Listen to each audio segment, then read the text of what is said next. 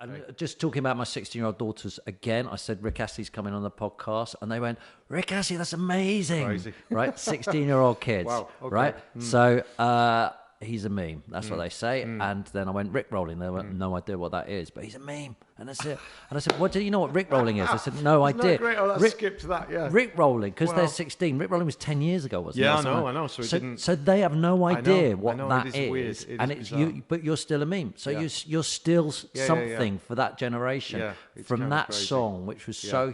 It's but what I love about you've embraced it, haven't you? Yeah, what I've tried to do is be realistic about it as well, and kind of say, well, it could have been anybody, so just, you know what I mean, just treat it as a bonus, which it has been. Yeah. Because obviously, just the fact that your kids know my name and know that tune, even if it's only that one tune, to try and get that to happen with the amount, because we're talking about the worldwide, you know, music kind of thing that's enormous about all the records in the world. And your girls know, I know they know others, but I'm saying they know that one. But they genuinely you know what I mean? went, "Why is he doing your podcast? He's really famous." I mean, it's like that's kind of where they see you as a Matt, well, you were, and you still are, but a worldwide star. But that's been so huge for it's you. kind of it has, and it also has done some things for me that we did a festival in Japan, so I ended up singing with the Foo Fighters on stage, because they just invited me up. And I'm not saying they did it because of Rickrolling or because I'm a meme. It was part of their plot anyway, I think, that they just get people up. You know what I mean? They're always getting someone on stage and what have you. And they saw my name on the list. They used Never Gonna Give You Up to protest against this church that they have this ongoing battle with, really. So they had Rickrolled this church anyway. So they were aware of the song, obviously. But I had no idea they were kind of that aware of it, if you know what I mean. Yeah. And so anyway, on the second night when we were in Tokyo, we were up at the side of the stage with a few of the other bands. Royal Blood were there and various other people who played at the festival. And it's quite an eclectic festival because obviously I'm on it as well. But and Dave Grohl came over and, you know, basically then invited me on stage. And so we sang Never Gonna Give You Up, but we did a Foo Fighter version of it, if you know what I mean. A bit like It Smells Like Teen Spirit version. It's on YouTube, that. Yeah, and it's just... Watch it. Sam's and brilliant. so therefore I kind of think I wouldn't have had moments like that, which I'll Yeah. never ever forget, obviously, and neither will the band and the crew and everyone who works with me, you know, because it was a mad. But things like I'm not saying they wouldn't possibly have done that, but I might not have even got invited to Japan to be on the festival. I sometimes feel it's the sum of a lot of things that happen to make a career. Do you know what I mean? So for me to get a go again at making new records and getting the offers that I'm getting for things, it's a bit of everything. Yes, I had the old hits, and that's, you know, but lots of people have had hits from the 80s. Yeah. You need other things to just remind people or put you in a different window, if Yeah. you like. So if that song has done that on the internet, then I'm grateful for it. Have you ever know? analysed why that song? No, I literally think it was quite random. I think he wanted a cheesy 80s video with a pop tune that, yeah, all right, had been a big hit and everything, but I think it was just a random choice, you know. What, the Rickrolling? Yeah. Do you? Yeah, I do. And also, I think that keeps me slightly sane. But why does it appeal to my 16-year-old daughters as well as all us lot back in the 80s? I don't know. That's a question you've got to ask them. I don't know. That's the thing with certain things within pop culture, isn't it? You can't explain certain things. And certain things like... That's the other thing that's weird, is how something is just the uncoolest thing in the world, and give it a few years, and then people go, whoa, no, that is the coolest thing in the world. Whether it's... I don't know, can't think of Miami Vice, for instance, was probably really cool when it was out for people, and then it just becomes, oh my God, and then people start saying, oh no, that's the coolest show with that. You know, when you go back to, you know, maybe I'm using a bad example there, but something that, you know, goes in and out of fashion. I think it's your voice. I think it's, I haven't spent a lot of time analysing this, but I think it's because your voice is very soulful, and yet it's on a sort of pop record. Right. I think that combination is what works and captures the imagination so much. Yeah. I don't know. Your career now is amazing, isn't it? So you had a little time off, and then you went back. I had a lot of time off. You had a lot. You retired at 27. 27, 28, yeah, something like that, yeah. But you had enough money to survive. I did, and I wasn't. I mean, you know, I've been pretty sensible with money. I know it sounds really boring to hear somebody, you know, was in music saying sensible, but I just didn't go bonkers, you know. Yeah. I did buy a big, you know, pop star buys a big house in the country. We went out there for a couple of years, and now I think we'd quite like living there. But at the time, we were just too young. We were just like, what are we doing here, you know? And my wife really, you know, her career took off a little more in terms of she's a film producer, and she got more and more into that. And it was kind of like, well, being out there just didn't make any sense. We were out in Gloucestershire in the Cotswolds, and it's beautiful and I love it out there. And we've got friends out there and we go and, hang out there a bit. It's lovely. But I think when you're in your late 20s, it's just too early to do that, I think.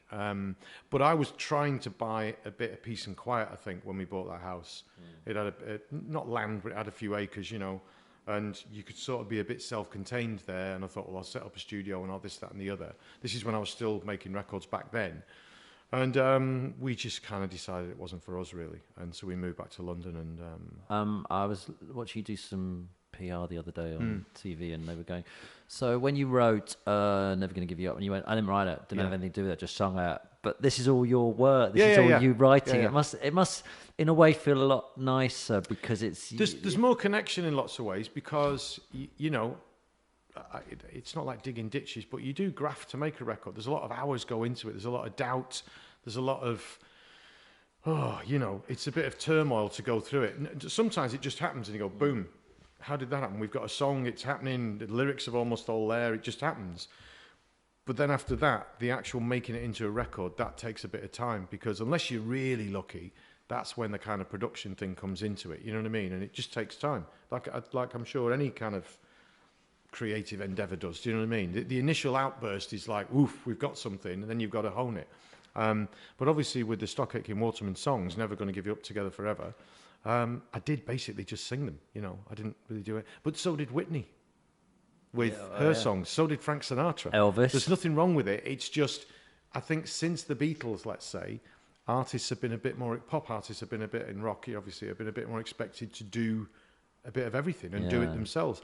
And I think on the one hand, that's why we ended up with David Bowie and Kate Bush and various, artists that have just changed the face of music because it literally is coming from them. Yeah. And their mad, crazy, wonderful ideas don't get filtered. They just say, no, I'm doing... that book, Wuthering Heights? Yeah. Yes, Kate. Well, do you know what I mean? And there's no one to say, you can't do that, love. We're going to have to water that way down. Do you know what I mean? It's just, that's it. That's happening. And that is nuts. Do you think Kate Bush would the original Kate Bush, do you think that would hit the charts now? Do you think anyone would buy into that? I actually think it would, if I'm honest. Yeah. You? And I do actually think there are possibly the equivalent version of that in today's world, if you know what I mean, with certain artists. Right. I'm trying to think of one right now, but I'm thinking about the French girl who did Tilted. Christine and the Queen. I interviewed her on Sunday. You did? Yeah, she was on Sunday. Oh, amazing! She was so brilliant because she's like a concept artist. Oh, unbelievable! She's like something else. That's what I think Kate Bush is. She says, look, this isn't just this song. Maybe she's not thinking that way, but when I went to see one of the gigs she did at Hammersmith, and it's just, talk about. She just takes you into her world for an evening or through a record and says, "This is my world. You're invited in," and that's a different. I went to a lot of prog, not a lot, but I went to some prog rock gigs when I was a kid because my sister took me to them. That was my first gig ever, was a band called Camel with flute solos and everything, you know what I mean? But for me, it was just amazing because it was like, that's a total trip. It's an adventure. You're invited into the world of Yes and Topographic Oceans or whatever it was. It's a concept, so. You're touring now as well. You've got loads of. Do you enjoy the touring? I do. It must be amazing. To be honest, it's almost a relief to go on tour because you forget about your wheelie bins, and I love a wheelie bin, and you forget about. Could I just say, by the way, it was really interesting when you get told who's coming on the show. Right. When we get Rick Astley's coming on the show, you go brilliant. Mm-hmm. And I think that's that's one of the reasons you've been so successful second time round because everyone knows you and everyone knows you're nice and everyone knows what massive star you were back then and all that. And I think that I don't think it was pretty hard for them to book you onto shows, was it? Do you think? The guys have told me it wasn't. No, but I think because we were like, brilliant. Rick Astley's coming on. We got excited by it. Thank you. But I do also think that human beings, we like a story, and we like a comeback underdog story. Yeah. We do, and that's what my story is right now. It's kind of like, how did that happen? Yeah. I thought he was dead. Do you know what I mean? According to the internet, you did die. Yeah, I did die. Yeah, possibly. Yeah. I've got to be honest. That's the worst one. That's the worst thing I think out of any of the crazy things that have been rumoured or said or what have you, because obviously my reaction is, oh, what's my mum gonna do, because my mum's of an age and she's not going to relate to that. She's just going to think, well, is he? Do you know what I mean? So I had to call her straight away and say, look, it's all cool and it's fine. And none of my other family members are going to think that. They're just going to think, oh, it's just some stupid idiot saying something on the internet.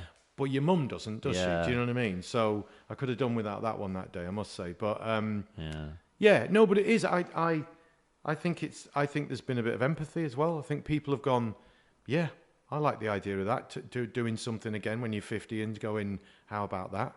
Yeah. You know, because I think we'd all like to relive some part of our earlier life. And for a lot of us, there is no other way of doing it because athletes, sports people can't do it.